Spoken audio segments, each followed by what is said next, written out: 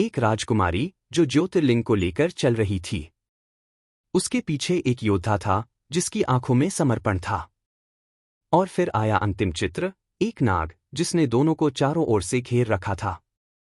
उस नाग के सिर पर लिखा था काल। मीरा सहम गई। ये क्या है? उसने धीमे से पूछा। आदित्य चुप रहा। उसकी आंखों में पहचान थी। यही वो रात थी जब हम हार गए थे। तभी एक जोरदार झटका महसूस हुआ। गुफा की दीवार हिलने लगी, जैसे कोई छिपी हुई रस्सी खिंच गई हो, और एक गुप्त द्वार खुल गया। उस द्वार के भीतर था एक छोटा सा मंडल, चारों ओर प्राचीन श्लोक खुदे हुए थे। बीच में एक शिवलिंग था और उस पर बैठी थी एक नागमूर्ति जो जीवित सी प्रतीत हो रही थी। जैसे ही मीरा ने उस शिवलिंग के पास कदम रखा, उसकी आंखों के सामने तेज रोशनी छा गई और उसने देखा पिछले जन्म का सत्य। एक यात्रा, एक मंदिर। उसने ज्योतिर्लिंग की स्थापना रक्षा हेतु की थी, लेकिन किसी ने विश्वासघात किया। उसी नाग ने, जो अब मूर्ति के रूप में उसके सामने था। वहीं उसका अंत हुआ था। शब्द नहीं थे, बस पीड़ा थी। आदित्य ने उसका हाथ थाम लिया, मानो उसने भी सब कुछ महसूस किया हो। मीरा की आंखों से आंसू बहने लगे। मुझे याद आ गया।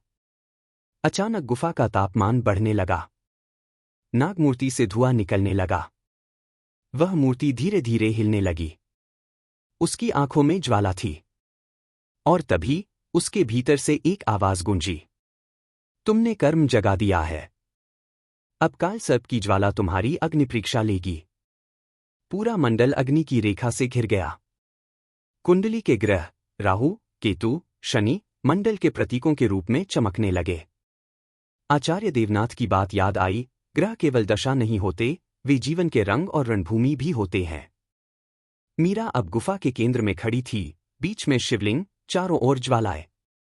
उसने आंखें बंद की, दोनों हाथों से शिवलिंग को छुआ और बोली, मैं इस युग के पाप से नहीं भागूंगी। जो बीता है उसका सामना करूंगी। जो घट रहा है उसे समझूंगी।